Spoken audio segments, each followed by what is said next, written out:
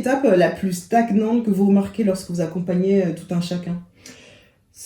Là où j'observe un déclin dans l'énergie, c'est souvent après la phase de brainstorming. Donc la phase de brainstorming, on a réfléchi ensemble à différentes pistes possibles. Oui. Et là, parfois, justement, le choix va paralyser la personne. Elle a du mal à continuer d'avancer parce qu'il y a finalement trop d'options pour elle. Ouais, problème de décision. Oui.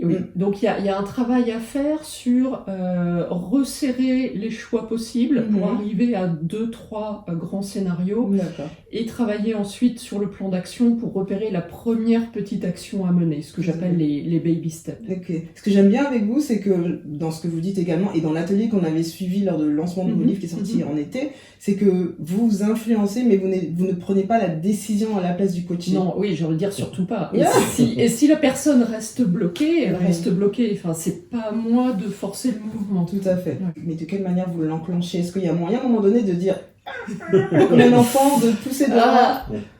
Non, pas forcément. Enfin, j'y arrive en focalisant la personne sur le plan d'action, en disant voilà, dans les 2 semaines à venir, qu'est-ce que vous pouvez mener comme action? D'accord. Ça aide à lever quelques blocages. Ok, d'accord. Est-ce qu'il y a aussi beaucoup de craintes, j'imagine, de prendre la mauvaise décision? Il y a des craintes de prendre la mauvaise décision. Il y a l'influence de l'entourage qui est pas toujours bienveillant ou pas, voilà, qui lui-même a peur. Ça peut être le conjoint, les parents, etc. Donc il y a aussi ces influences externes dont il faut prendre compte. Et ça aussi, ça peut freiner la personne qui était partie à fond et qui se dit oula, ça va secouer un peu mon environnement. C'est vrai, c'est vrai.